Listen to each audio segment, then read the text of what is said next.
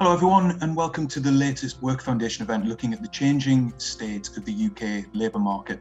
My name's Ben Harrison and I'm the director here at the Work Foundation, a policy think tank which is part of Lancaster University.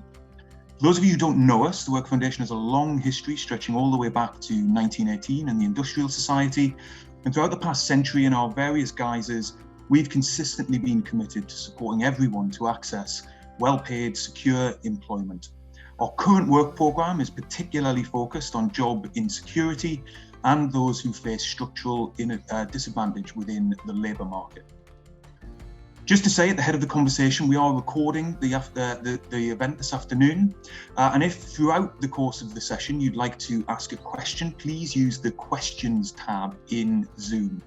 I'll be keeping an eye on that throughout the course of the conversation when we invite our panelists to begin speaking, and we'll be able to bring your questions in as we go. So in order to provide a bit of context to the conversation we want to have today, it might be a new year, but in terms of jobs and work, the big challenges of 2022 are still pressing and much uncertainty remains. Falling real wages, economic inactivity and worker shortages are just three of the big issues dogging the UK labour market. And while, of course, we do have a new Prime Minister and Chancellor who, for the time being, it seems, have steadied the ship, certainly in comparison to the volatility of the autumn, the economy remains in a pretty perilous state. The cost of living continues to bite, and forecasts for the remainder of 2023 remain pretty bleak. We've heard both Rishi Sunak and Jeremy Hunt, since the turn of the year, attempt to set out a new prospectus for government, including key tests to judge them, by halving inflation this year, as well as a renewed focus on innovation investment in order to drive economic growth. And we know that the government is developing specific proposals to incentivise older, inactive workers back into the labour market. And as we're only a matter of weeks away from the budget, we've also heard in recent days of new plans to toughen up welfare sanctions for those in unemployment or part-time work. The big question is, does this emerging policy response fit the bill for the nature and the scale of labour market challenges that we're currently facing? And of course, in the background, we have the not small matter of integrating or scrapping reams of employment-related EU regulations before the end of the year too. So to help us discuss all of this, and I'm sure a bit more, I'm delighted that we're going to be joined by a fantastic panel of contributors today. We have Tera, CBE, Director of Research and Economics at McKinsey, Matt Whittaker, the Chief Executive of Pro-Bono Economics, and Nadine Batchelor-Hunt, a political reporter at PoliticsHome. Before we hear initial reflections from our panel, I want to just set the scene with some of the latest data that we've had from the ONS this morning. So as we get the slides up on screen, we've seen a small increase in employment and a small rise in unemployment. And that is largely accounted for by an inflow of young people looking for work who've previously been classified as inactive, most likely because they were in education. In terms of the numbers themselves, the UK employment rate is up now to 75.6%, although that is still lower than the immediate period pre-pandemic. Meanwhile, unemployment has also risen, but it's still near an all-time low at 3.7%. Now, that remains likely to increase this year, but it seems less quickly than previously feared. And crucially, I think in the context of the conversation today, it appears that a big contributor to the small rise we've seen in the data today is in terms of young people. So if young people have come out of inactivity and are now looking for work, it seems that we could be in a situation where they're actually struggling to get into a job. Economic inactivity, of course, is a really significant issue still. It has decreased by 0.3 percentage points on the quarter to 21.4%. But as mentioned, it seems the challenges associated with long-term ill health and experienced and skilled labour leaving the jobs market remains, and is going to be something that is going to be drawing the attention of policymakers throughout 2023. When it comes to pay, in real terms, we've seen pay fall by 2.5%. Average regular pay growth for the private sector continues to be stronger than in the public sector. And although both have seen strong growth, any wage rises are still being outpaced by inflation. and vacancies continue to fall but are still historically high. We move on probably 2 slides now, please. A couple of other quick points for wider context. Today's data reveals we lost the highest number of days to strike action in December since 2011. And it shows a continued rise in the use of 0-hour contracts. That's something which we've seen building over the course of the last 10 years, but we've seen a particular jump in the latest data. So there's the kind of big picture context that we've seen from the ONS today. I'd now like to get the conversation going and bring in Tera Allas to provide her perspective on the latest data and the labour market and economic picture as a whole. Over to you, Tera. Thank you so much, Ben, and thank you for that very useful introduction as well. It is very hard to read what's going on in the labour market, and indeed 2022 was very unusual in many ways. But as Ben suggested, the kind of overall tenor is that while unemployment remains at very much close to its all-time low at 3.7%, there are some small signs that the market is getting a little bit less tight. So, for example, vacancies are down in almost all sectors across the board. And short-term unemployment is up just a little bit. So there's a little bit of a sign that the market is a little bit less tight than it was before. And of course, looking forward over 2023, we are expecting that the broader economic headwinds that we're facing, and especially the very significant squeeze on real incomes, will feed through to lower economic activity and hence higher unemployment, even though, again, the sorts of numbers that are being forecast by the Bank of England, just about 4%, or some others closer to 5%, those are still very low in comparison to historical recessions. So there is something much more fundamental going on here. And I think my main message in this opening statement is that in as far as wages are concerned, there will continue to be very significant pressure here, and employers really will have to think carefully about how they approach this coming year, even as inflation abates. And there are really 2 big reasons for this. The first one is, which is fairly obvious, is that while pay growth is high in nominal terms, it's still nowhere near the level of inflation. And it's unlikely that employees will be willing to put up for very long with very significantly negative real pay growth.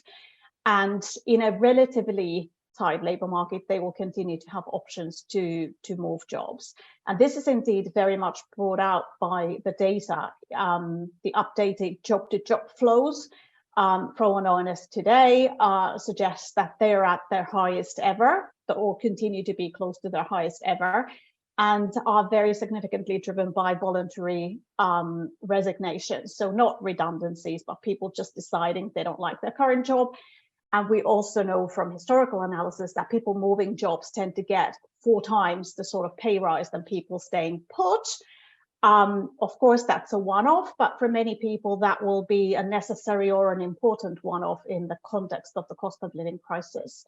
And the second big reason is that we continue to see in survey data, but also in actual job moves data, this idea of a great resignation, the great attrition, the great re-evaluation. People are basically more willing to move jobs if they're not happy with their current job.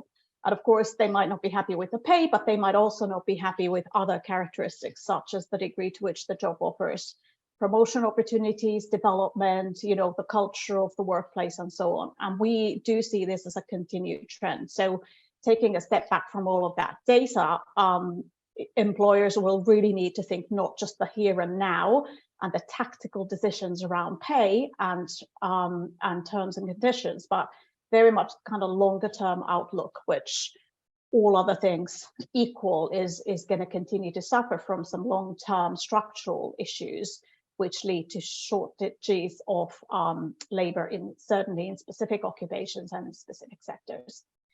So not an easy year ahead, not least because the data is also quite difficult to read. Fantastic. Thank you, Tera. And we'll certainly get into some more of those issues that you've outlined there as we get through the conversation this afternoon. Just a reminder before I introduce Matt to start speaking, if you would like to raise a question with any of our speakers, please do so through the questions function. I will keep a track of those and make sure that we get to them in the conversation. But for now, I'd like to bring Matt Whittaker, CEO of Pro-Bono Economics, into the conversation to offer his reflections. Matt, it would be great to get your overall sense of things, but particularly from the perspective of somebody who works with and supports the third sector extensively. It would be great to get your sense from that perspective as well. Yeah, thanks, Ben. Thanks for the invite. It's good. It's good, really good to be here. So, I mean, Tera's covered it in some really good detail there in terms of what's going on in the labour market. To which the answer is not entirely clear right at the moment. Clearly, there's a bit of a turning point, some softening, uncertainty ahead, some difficult times ahead. You're right that pro-bono economics, we spend a lot of our time thinking about the economics of the charity sector, and I just want to make sort of 3 points, I suppose, in relation to the labour market, where I think there's an interaction and there's an opportunity here which we certainly don't want to miss. So point one is, in terms of that difficult year ahead and that uncertainty that's ahead, that is the latest of a series of pressures which the charity sector is dealing with in terms of its ability to support the country at large. So you think the continued fallout from the pandemic, you think the backlog that we have in terms of public service austerity and public service decline, and now you have the cost of living crisis as well, and that squeeze on wages and potentially, as we go forward, a rise in unemployment as well. What that is doing, has done, and will continue to do, is really significantly increase the demand for charities and their support. I could give you any number of statistics, but the one that sort of jumps out at the moment is, if you look at Citizens Advice, in terms of the number of people they're referring to Food Bank and to charities for support, that number in January was up 29% year on year, and it's up 67% on the year before that. So a 2/3 increase in 2 years in terms of numbers of referrals. So a huge amount of demand out there, which charities are obviously having to deal with. So that's point one. Point two then is, if there's a real need for charities to step in, there's actually also a real opportunity here, which is, you touched on it, Ben, in terms of that sort of the turning we're starting to see in the labour market in terms of inactivity falling a little bit in the latest figures, which are seeing a little bit into higher employment and a little bit into higher unemployment. That's a positive in one sense, in that we've had a problem of tight labour supply and we want to get more people back into the workforce. But if you look at what's driving it, again, uncertainty abounds, but we know sort of over the medium term it seems to be more older people coming back into the workforce, possibly because they're feeling the pinch, cost of living. The most recent data is younger people who are sort of foregoing study to come back into the labour market. What we've not seen is any real movement or change in the number of people with long-term illnesses coming back into the labour market, and that's a real concern for us. That number is elevated. It is prompted in no small part by what's going on in the NHS. And the opportunity here is that charities exist, and so many charities up and down the country do a great job to get people either back into the labour market or keep people connected to the labour market in exactly those positions. So whether that is mental health difficulties, physical health difficulties, there are hundreds and thousands of charities up and down the country that do a great job. And there's a real opportunity here. If as a nation we want to boost our labour supply and tackle the problem that we faced over the last year and a half or so, then charities should be part of that solution. And you can take that wider as well in terms of thinking about those groups that are a bit further away from the labour market, whether that's ex-offenders, whether that's young people who sort of left education. The charity sector has a real role to play here, and a very direct role as well, because actually, if you think about entering a period of economic uncertainty, we know that private sector firms, although it's been a tight labour market, are now saying they're less likely to be wanting to increase their employment over the next 12 months. Actually, charities really still do want to increase their employment because, as I've just said, there's lots of demand for their services out there. So the latest figures from Bank of England say that charities are looking to grow their workforce by 2.4% over the next 12 months, compared to, I think, 1.3% in the private sector. So, it's not a massive sector. It's about 1 million people employed in the charity sector overall, but it could absorb some of that rising unemployment if we get it right. But then point three is sort of like the counter to all that, pushing back against all that, is that the sector itself is facing some real problems here, and especially in relation to recruitment. So cost of living crisis means people aren't giving as much charity. 1 in 4 say they're having to cut back on their donations. That is creating a problem. Pay rises in the sector aren't keeping pace with what's going on in the private sector, not surprisingly, but doing so from an already lower base. So that means to the extent that there is competition for very scarce labour resource, charities are losing out. And so 81% of charities say that they're struggling to recruit at the moment. So there's a real need for the charity sector to step up. There's a potential opportunity if it does, but all of the conditions are also pushing against that. It's a problem of the model. So we'll get into it, I'm sure, as we get into the conversation, but I do think there's an opportunity here, which as a nation, if we want to tackle this labour market problem, this cost of living problem, then we need to start thinking about the charity sector's role in all of that too. Brilliant, thank you very much, Matt. And certainly we will come back onto that. I think the kind of the interaction between and the relationship between the state and the charitable sector along all of these issues really is going to be really, really key. Before we get into that wider discussion, I now want to bring in Nadine Batchelor-Hunt to offer her reflections on what all of this could mean from a more political perspective. Over to you, Nadine. Hi. So yeah, I think this is a really interesting topic, and I think it's one of those that's going to really dominate the political agenda in 2023. You know, one of the legacies I would say of Liz Truss, it's got everyone talking about growth, and I think this significant amount of economic inactivity and a lot of people on long-term sick, etc., and even people that having to have things like childcare or looking after relatives. This is all going to be impacting the UK's ability to grow, and we already know that we're seeing some of the worst growth in Europe. I think by some metrics our growth is going to be worse than Russia's this year. So that there are these serious issues, and for me, looking at the latest data, looking at what we saw from the ONS today, it's the economic inactivity of those who are on long-term sick or long-term sickness that I think is most interesting. One of the things that was spoken about a lot last year was, we've got these people over 50 or 55 that have decided they no longer want to work, they want to take retirement early, they got a nice break during the pandemic, they got to work from home and they kind of reevaluated their life. But actually, if we look at the stats, we've seen a real steep increase in the amount of people claiming long-term sick. Now, it's not all COVID, but there obviously is a correlation between the amount of people that are now on long-term sick and the amount of people before the pandemic, and the way in which things like long COVID may have played into that. And also, we've also got the pressures on the NHS. So all of us know, I've got a family member who had to rely on the NHS recently and was in A&E for 17 hours. It's not just frontline services like A&E that are struggling, but we know there's huge backlogs and waiting lists, which means there may be people that could otherwise be in work but are waiting for consultant appointments or doctor's appointments or mental health appointments.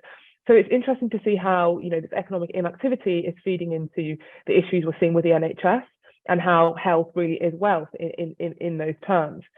So what that kind of poses for the government moving forward this year is, how do they address this long-term sick problem? Because it's not just that these people aren't in the workplace, but a lot of them will be claiming benefits as well. So putting some pressure on the welfare state. Now, a lot of these people will never be able to work again, but there may be people that want to work but can't because they're unwell. So, one of the huge policy considerations we are going to see is, how do we tackle the crisis facing the NHS moving forward? And of course, when it comes to the cost of living, you're better off on usually if you've got a job, right? If you're working, you have an income. Benefits in this country are very ungenerous. I think we have some of the least generous benefits in Europe. So it's better for you to be in a job. You're likely to be earning more money. So this is another thing that would be positive for the country and the economy, is if we could get people who are unwell but want to work but can't work back into the workplace. Takes pressure off the state in terms of social security, but it also puts more money into their pockets. So there's a broader issue here, and they all kind of interlink with what this government's agenda needs to be. And I think a lot of it will be focusing around growth. And I think in the budget next month, I don't think we're going to see much in terms of spending.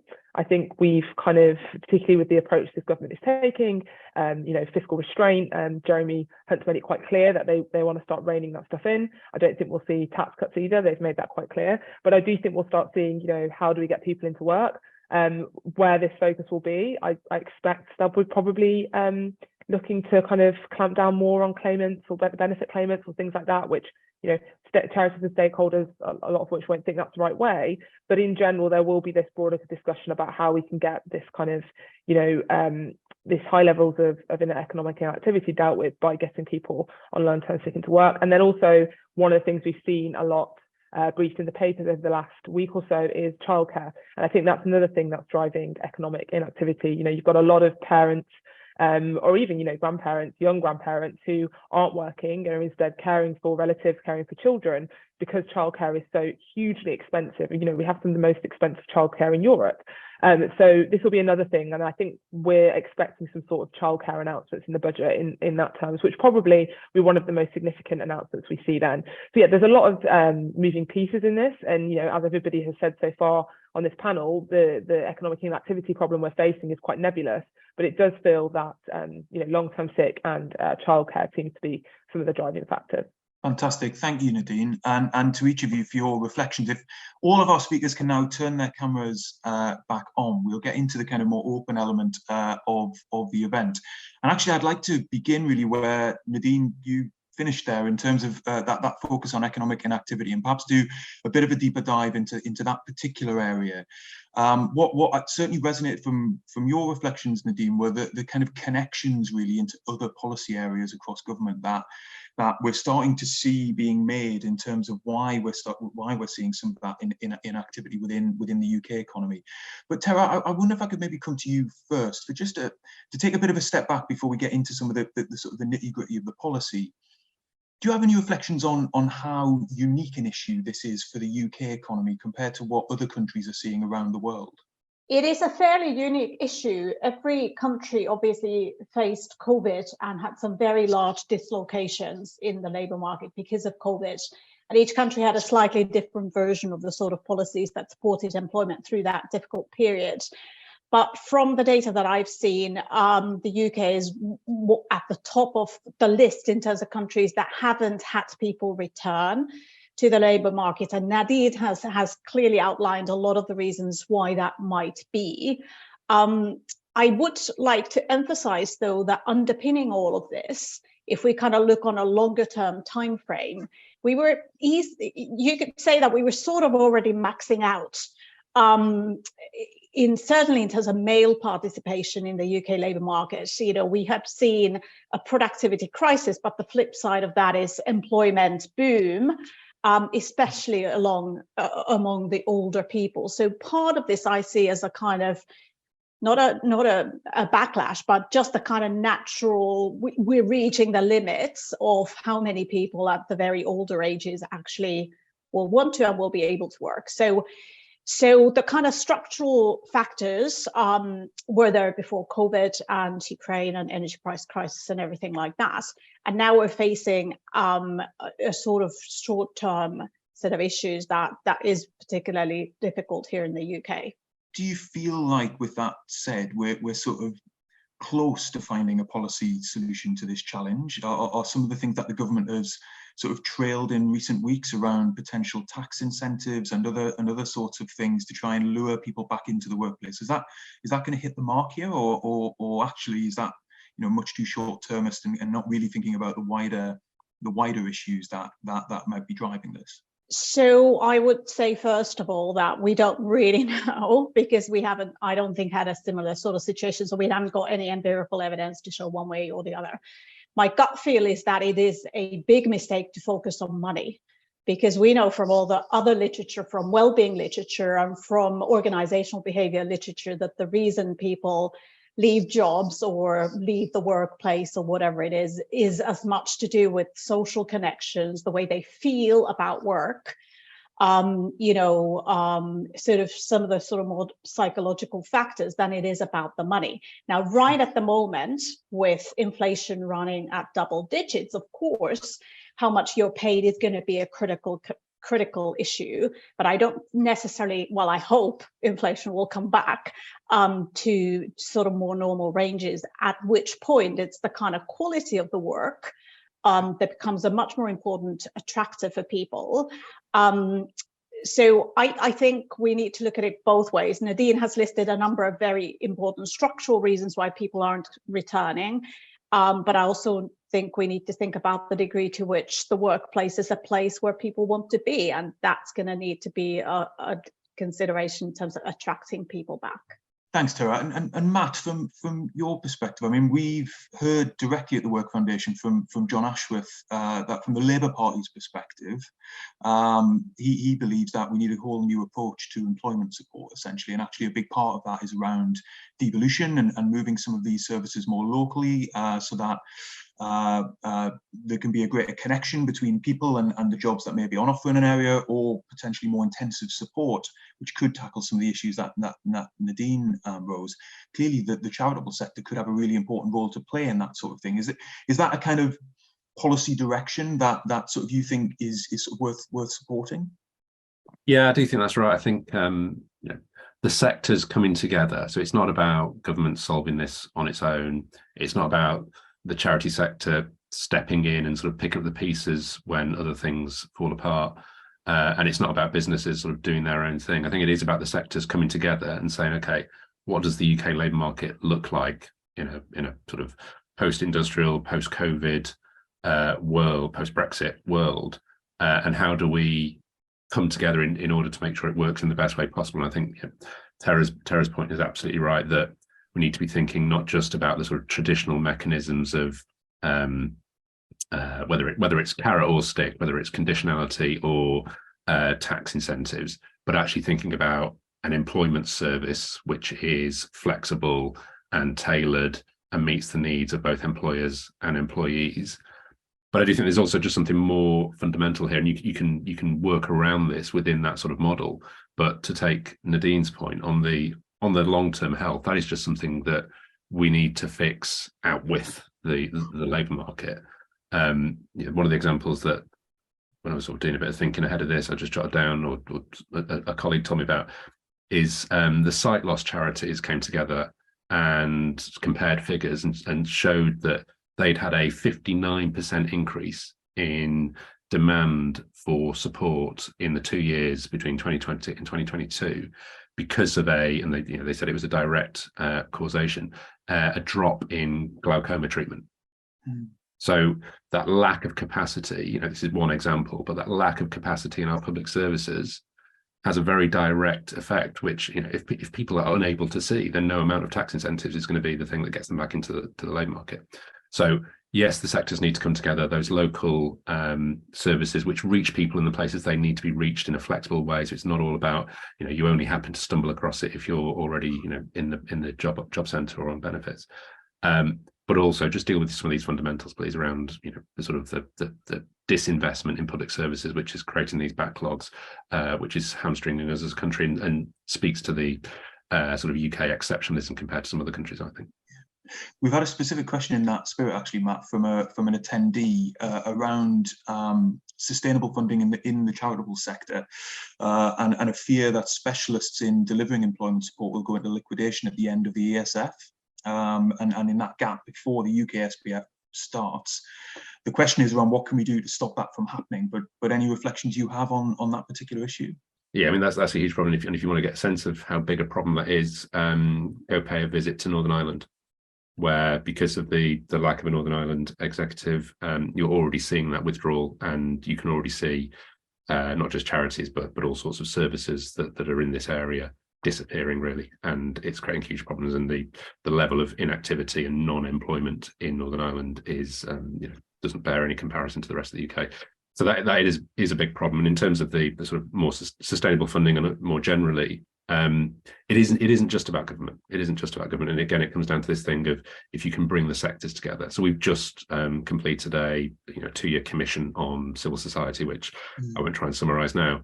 But one of the key things we talked about there was bringing a philanthropy champion inside government. So actually you can start to tie together government policy and the priorities of the country with a sense of, okay, what are the services that are out there, and how do you bring in sort of private money, philanthropic money? How do you get corporates more invested in supporting the sector? Because we all benefit from those sectors working together, but at the moment no one pays for it. No one pays for that pipe work that keeps the charity sector going. And so we need more of that, and that isn't just about government, but clearly they should be leading that conversation. Yeah, thanks, Matt. That's really helpful. Nadine, I was really interested in sort of the way you sort of framed some of these labour market issues as having wider political resonance over the next sort of 12 to 18 months, because very often it seems, for me anyway, the way in which some of this takes sort of hold in the political arena is around, welfare sanctions, weighing down on those who aren't working and should be working, and that whole kind of rhetoric. And it's felt for quite a while now that it's been sort of quite a toxic debate in a way, around sort of getting people back into jobs, etc. When really the data tells a very different story in terms of where, the reality of the UK economy at the moment, and that we don't have very, very high unemployment, etc. Do you think we'll see that continue through the course of the year, or will the government almost be caught in this tension between that kind of rhetoric around welfare claimants and the realization that they really do need to kind of crack this inactivity problem by addressing things like childcare, etc., as you say? I think you'll see kind of a split. I think obviously there is kind of a political rhetoric point of view where focusing on people that are on benefits has historically been a way in which politicians are sometimes used as a kind of political tool to kind of say, well, these are the source of some of our ills, better or for worse, whatever your political views are. We did see that, particularly I think in the beginning of austerity in the early 2010s. That was something that was quite common. But yeah, you're 100% right. It is gonna dominate the agenda, but it fundamentally is a health issue. But I also think more broadly, looking out on the state of the economy, we've also got things like wage stagnation. Wages just really don't get you very much compared to where they were 10 years ago. We haven't seen any growth in wages. So you've got that issue, you've got long-term sickness issues, you've got people having to pay for childcare or not being able to afford childcare, so therefore just not entering the workplace. So it's multifaceted, and I think it's going to take a multifaceted approach. But whether or not we see that kind of comprehensive approach with an election, just over a year away, it remains to be seen. Because realistically, the issues that need to be solved are not going to be solved between now and May 2024. There needs to be a long-term political, practical strategy, long-term policies that I think are going to be difficult for that to go well. And also, there's also pressures from within the party on things like taxation. So, there's loads of moving parts. We're really near the next election, and a lot of it is going to be politically driven, maybe not so much policy. So it's really hard to say. But the last thing I would add is the growth element to everything on this as well is going to be one of the things that really drives the political agenda. Liz Truss, as I said at the beginning, regardless of how well you think she did as Prime Minister or how badly, did change the conversation, political conversation onto growth. We need to have better growth. We've got really poor growth that's affecting the ability to bring in taxes, that's affecting the ability we have to spend on public services, etc. So yeah, as I said, there's lots and lots of moving parts, and it's not going to be easy for any government, but I think we may see a kind of tip towards this focusing on benefit claimants, and also some strange policies being floated. I mean, there was a policy not long ago, I think it was a few weeks ago, which said we could put work coaches in doctor surgeries. So there will be these kind of, eccentric, strange suggestions as well as we move forward, which is always the case. But yeah, it's a difficult time for any government, and I think a lot of the way they go will be ideologically motivated and with the next election in mind. Yeah, absolutely. I mean, we've had one contribution from an attendee sort of essentially drawing attention to the fact that this emphasis on putting people into any job in order to kind of just move the stats is really unhelpful. And I think our research would certainly agree with that. And I think the sort of interesting tension or sort of self-defeating element of where the government could end up is if they keep ratcheting up the rhetoric around welfare sanctions, or indeed not just rhetoric, but the measures themselves, that can only serve in a way to heighten the anxiety and stress on those in low incomes or in precarious situations.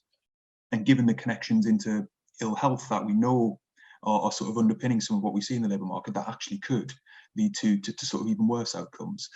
I want to just pick up on another thing you said there, Nadine, around the cost of living crisis and spending cuts as well.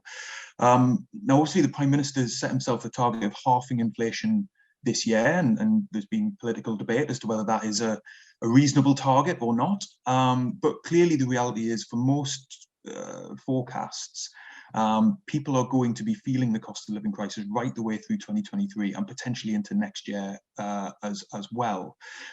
Tera, how worried should we be about that and government's capacity, I suppose, to continue supporting those who are most vulnerable to it? The cost of living crisis is something that is ongoing, and we're currently facing the biggest drop in living standards on record this year.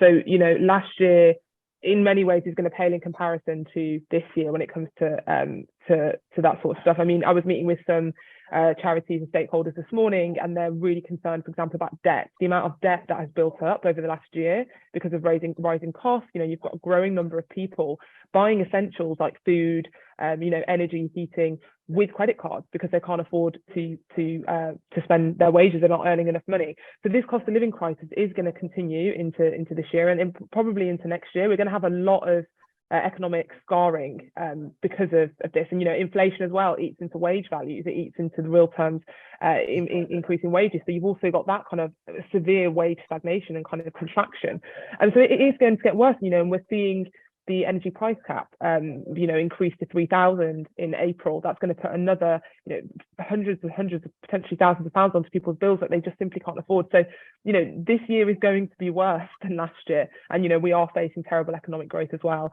So this demonstrates the kind of challenges the government are facing. And also they're also facing it within their own party as well. A lot of Tory MPs want tax cuts, but there's just no money there at the moment. So yeah, this year is likely going to be worse. The Chancellor's made it clear that there's not as much headspace to provide cost of living payments. They've been very reluctant to kind of engage with entertaining any more of that. They've really not entertained freezing the cap at 2,500 instead of raising it to 3,000. So I think, we're going to see a real hemming in of the kind of support we saw last year, and this year is going to be more difficult. And I think particularly this winter as well, I think that's going to be a real crunch.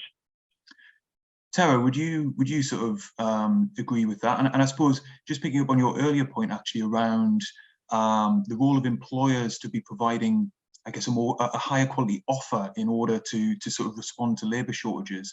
It'd be interesting if you do agree about the kind of limitations of the state in this space, the role of employers and how they can support people through an ongoing cost of living crisis would be fascinating as well. So definitely, I do think this year is going to be worse than last year. But I think that, it's also really important to notice that last year was very, very unusual. We were still bouncing back from COVID. We had the Ukraine invasion do extremely challenging things to energy prices and so on. So hopefully this year, while being more challenging in terms of real terms incomes and so on, it isn't quite as bad, first of all, as the OBR suggested in the previous projection, which doesn't make sense to me in terms of what they're projecting happens to wages this year. And I'll look forward to their next projection to see if that looks a little bit more moderated. But the outlook for this year is clearly sort of very difficult to read because, right now we're still seeing high inflation. Towards the end of the year, we might see much, much, much lower inflation because energy prices have not only stopped growing, but they've actually started to decline significantly. So there will be kind of ups and downs underneath the kind of surface, really difficult to read. My personal view is that employers will have to be very vigilant about paying or thinking about pay rises that actually match inflation, because they can't forever expect employees to take a real terms pay cut. Now, of course, in the medium term, really what we need is productivity growth to continue to improve, and it isn't completely zero at the moment, but it's significantly below where it needs to be for the sort of growth that Nadine was talking about to actually start alleviating everybody's lives, whether it's the people out of work through tax receipts and so on, or whether it is people in work. And so I think, we need to sort of manage this year best we can and alleviate the challenges that brings to both employees and employers, but really need to keep the eye on the prize in terms of long-term productivity growth. And there are major labour market policies required as well, not least reducing the amount of skills mismatch that we continue to see. So if I look at the sorts of things that employers said 10 years ago are in short supply and they're not able to fill vacancies because of lack of skills, they're exactly the same 10 years on. So we haven't made any real progress in fixing the skills issues. And I think that's where we need some much more focus going forward as well. And by the way, once you improve people's skills, you improve their productivity, you can pay them more. So it's a massive win-win-win all around. So we had a specific contribution from an attendee around skills. So I'm glad that you picked that up. Just before I bring Matt into the conversation, Tera, do you have, there's another contribution from Chris Grover here. Do you have any reflections on the role of employers in terms of creating disability-friendly and inclusive workplaces? I guess connecting us back to the conversation around inactivity and the extent to which that is going to be a big focus as well. So I do have a view in the sense that, on one hand, the degree to which that will help the kind of broader aggregate figures is possibly quite small. Hopefully, you know, the number of people with disabilities is relatively small. On the other hand, it is clear to me that there's still a lot of practices among employers where they're looking for a round peg to fit into a round hole, and they're unwilling to go away from their kind of normal recruitment channels to think about the broader talent that's out there. Now, I think one of the silver linings of a tight labor market is that employers will have to think much more carefully about, first of all, the kinds of job designs that they provide that may suit different types of people out there who might have historically been slightly more marginalized. And they will also need to think much more carefully about much broader sources of recruitment and really recruiting people on the basis of potential and skill and ability to do the role rather than on the basis of qualifications or historical experience. Because if you just stick to qualifications and historical experience, you're going to be ruling out a fairly large number of people who actually probably could do the job just as well or better, might be more loyal, might be more amenable to upskilling and retraining in the long term. And so kind of having that much broader approach to recruitment and retention will be critical, both short and long term. Yeah, we did a piece last year looking at the relationship between hybrid working and the implementation of hybrid working and retention of disabled workers, which we don't have time to go all the way into now, but for those with a broader interest in that, please do check that out on our website. Matt, you sort of mentioned, I think in your opening remarks, really about the critical role that the charitable sector is playing within the context of the cost of living. Obviously, Jeremy Hunt did put off some of his spending cuts into the next Parliament, essentially, in his sort of autumn statement around restoring confidence in the UK public finances. Do you agree that the sort of headroom for government to be providing ongoing support this year is sort of, you know, is pretty tight? And what does that mean then for the role of the charitable sector? Yeah, I mean, I'll offer a bit more optimism is probably the wrong word, but sort of less pessimism, let's put it that way. Just because, you know, as Tera said, you know, energy prices have turned. And so I think the Chancellor will find he's got a bit more headroom in around the budget than was thought back in the autumn. The rhetoric, of course, at the moment is, but, you know, things are still very tight and don't expect any rabbits being pulled out of hats.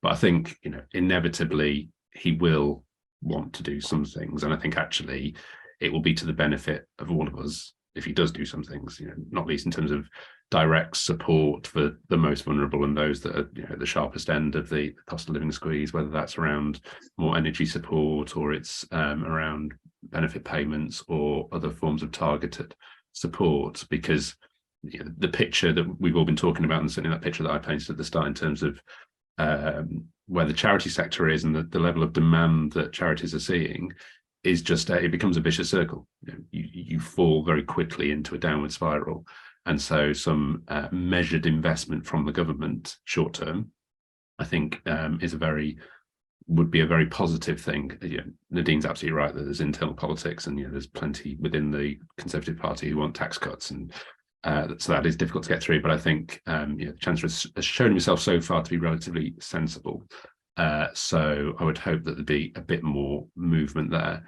And then I think in terms of the politics of this, and slightly to Tera's point about the sort of more medium-term point in investment and productivity, there is some political headway you can make here if you sort of focus on de-risking the economy. So I think over the last 30 years or so, we have, as a society, moved risk increasingly from the state and from corporations onto the individual. So you think about the way in which pensions have changed from defined benefit to defined contribution, the way in which housing has changed from you know, lots of home ownership and state housing to private rented accommodation with all the inflexibility that comes there. You think about within the labour market, 0 contracts, which I think in today's figures, they're back up at record highs again. So you think about sick pay, and I think there is something, and for a while that was okay. You can get away with that movement when you've got strong growth, to Nadine's point. In a world in which the growth stops, then that risk becomes a really big factor. And right now we're sort of really seeing those chickens come home to roost in terms of the doom and gloom that we're all sort of looking at. And you sort of think about what's going to happen to living standards this year. That's going to have some very serious and very rapid consequences for individuals in a way that it wouldn't do if the state were more involved. But again, to offer a bit of optimism, I suppose, and sort of think about the politics here, post-COVID, we are in a different world in which we have seen government in very recent memory step in an unprecedented way and say, whatever it takes. Now, I don't think we're there at the moment, but because the government has always painted the current cost of living crisis as being a result of Putin's illegal war, in order to sort of be very clear about where the blame lies, there is an argument they could credibly make, which is, just like COVID, this is something that is not of our making, and we have an obligation to do whatever it takes to weather this storm. More medium term, longer term, I think you need structural reform, you need investment, you need productivity, you need all of those things, and you need all of the sectors to be working together on that, including the charity sector. But in terms of the budget, I think there's some political headroom. There will be some fiscal headroom. Whether or not the Chancellor takes it, I don't know. But I think I'd be slightly less pessimistic, perhaps, than some others. Yeah, we need a little bit less pessimism in these conversations. I can absolutely, having done a number of them through 2022, so that is good. I'm conscious we've got probably about 10 minutes left in the conversation, and I think you've all really kind of moved us into that space of thinking about some of the kind of small, well, not necessarily smaller, but shorter term interventions that we might need to see from government this year, versus some of those bigger structural reforms that feel like they're probably overdue in terms of really dealing with the underlying causes of some of the issues that we see in the labour market. Nadine, you sort of talked a little bit about this in your reflections so far. From the government's perspective, I just wonder what your reflections would be from the opposition's perspective, and the extent to which they are sort of setting out their prospectus really for what a Labour Party or Labour government would do about some of these challenges should they win the next general election. So there's not a huge amount. I mean, this has been a bit of a running joke in some circles that Labour haven't really outlined a lot of what they would do.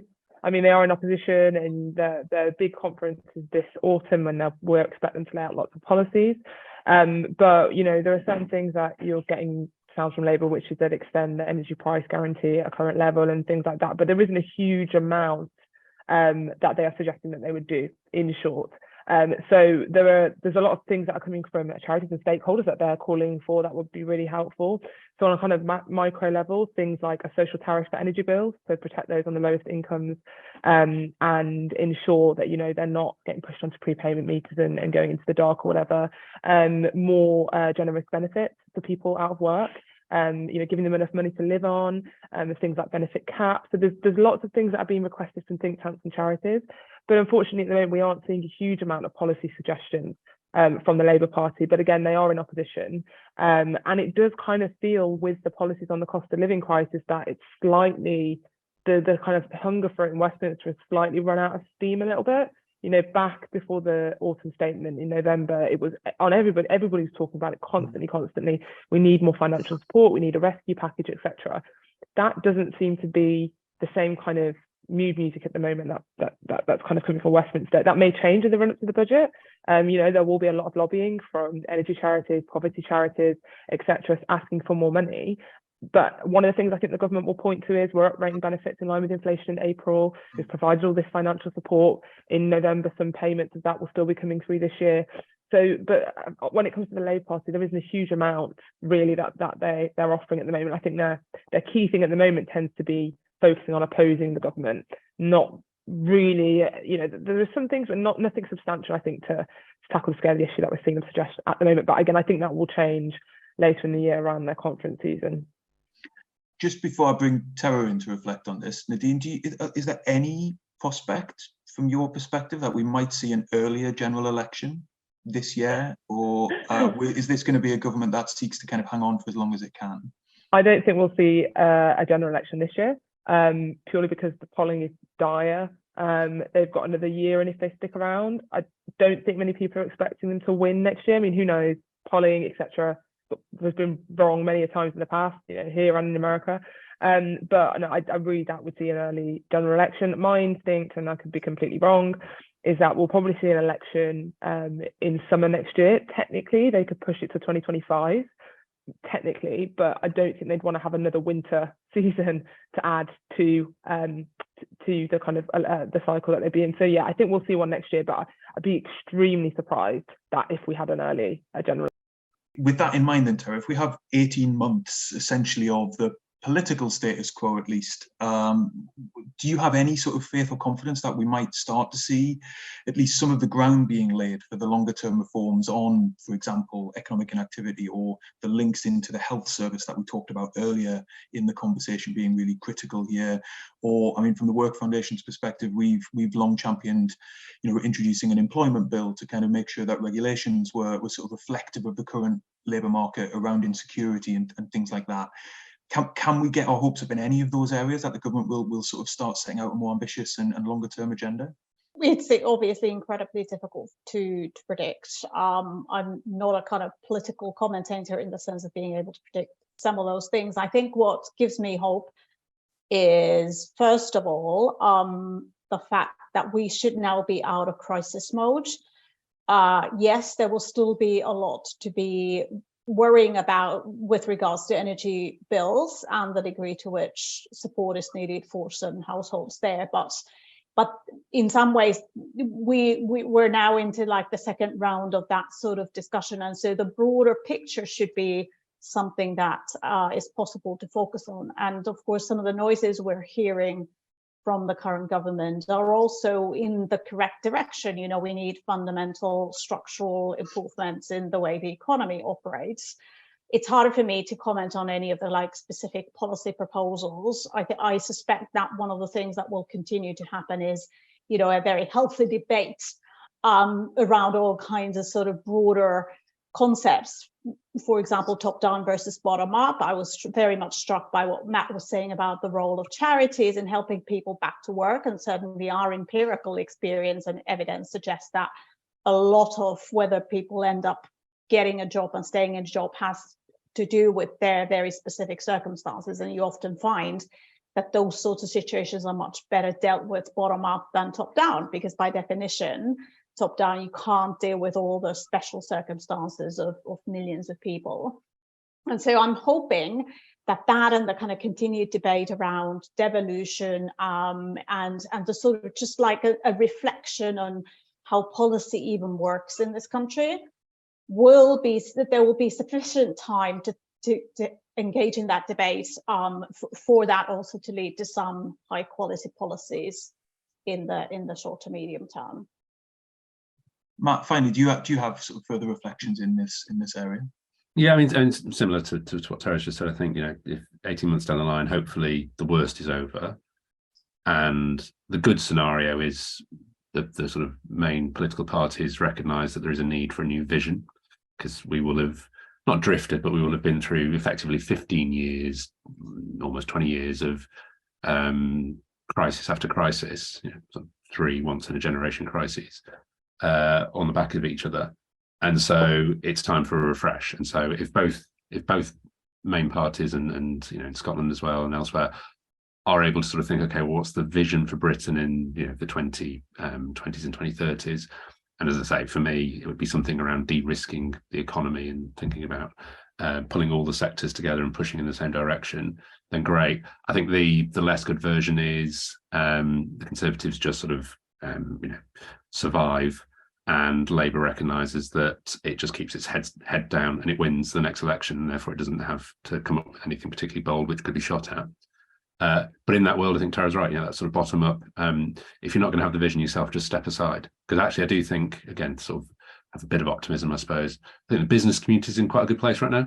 In terms of the leadership you get from the CBI and some prominent business leaders, there is a recognition there that it's not a them and us. It is about employers and employees working together and thinking about having good jobs and good pay.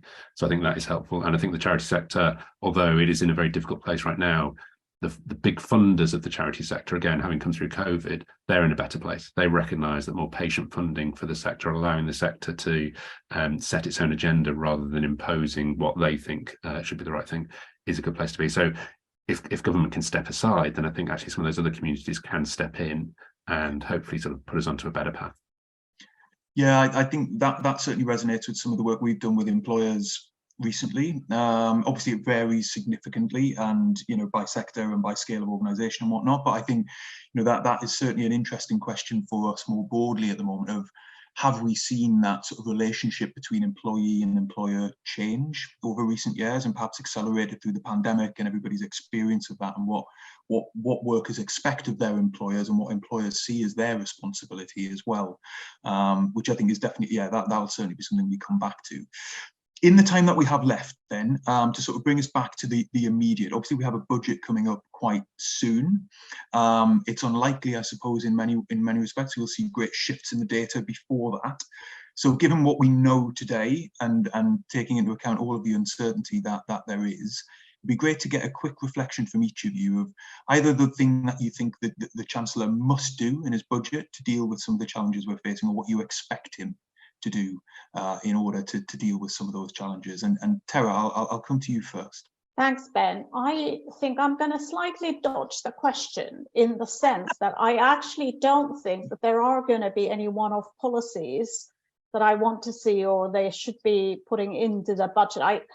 It's, you know, I don't now remember whether it was Nadine or Matt, but, you know, it's more the kind of vision thing. What are the long-term structural, sort of thoughtful, collaborative, you know, policies with staying power? And I do this chart every year looking at kind of what did the budget actually do, and sadly quite a lot of the budget measures tend to be quite small and quite tactical. Yes. And that's an inevitability of the political dynamic. But equally, I therefore don't believe that there are any kind of easy wins here. And I'd much rather see fewer measures in this particular spring statement and more thinking about what are the long-term solutions to some of these kind of really pretty structural issues, and how do we make sure that we implement existing policies in a way that actually delivers the outcomes? Because one of the other challenges we have, of course, any democracy has, that there are lots of plans, but they don't necessarily get implemented, and so we never actually get the outcomes that were intended. And so I'll highlight one area where I would like to see further implementation and further thinking, which I already mentioned, which is around skills. Because the average person who needs reskilling is 40 years old. We know 50% of somebody's human capital accumulates throughout their working life. So these are not people who are going to go and do apprenticeships or, you know, benefit from the T levels or some expansion of higher education. We need a much more thoughtful and deeper policy around how do we get people who are already in work or in the margins of being at work, how do we upskill and reskill them in sort of more faster and meaningful ways? And I think that will deliver productivity growth, that will deliver wage growth, and it'll deliver better revenues for the government. So it seems to me like a big priority. Yeah, fantastic. Thank you, Tera. Matt, I'll come to you next, and you have about 45 seconds. Brilliant. I'll say three things very quickly. One, spend more than we think he's going to spend would be good. But in a very targeted way, so not stoking inflation, but supporting those that, as I say, at the sharp end, most vulnerable, so that we reduce some of that pressure in the economy, some of that demand that charity is going to face. Some sort of employment service that is focused on tackling the inactivity issue, but also more generally getting us to a place where we are better at working with those who are perhaps slightly further away from the labour market. And again, joining that up and involving charities and employers in that conversation, and then finally this point on vision, which is a longer, slower burn, but it's, you know, can you de-risk the economy? Can you change the way we think about things? Can we, well, ultimately, if he just goes and reads the Law Family Commission on Civil Society that we've just published and implements all of our recommendations, that will do it. Sounds very good. Nadine, I'll give the final word to you. I think what we'll see in the budget is, first and foremost, some rhetoric about taxes and promises to cut taxes in the future, because that's what a lot of Tory MPs want to hear. I think we'll hear some announcements on childcare, probably on some sort of childcare reform. I think we'll hear something on getting people into work, but I think a lot of it will be as low cost measures as possible.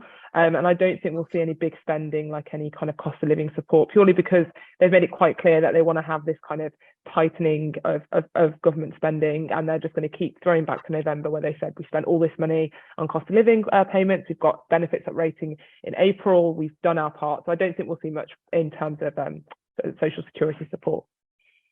Brilliant. Thank you very much. And thank you to all of our speakers this afternoon. I think that just about brings us to a close. I'd like to say a huge thank you as well to everybody for attending the conversation this afternoon, the Work Foundation team who lead on producing our analysis and on putting sessions like this together.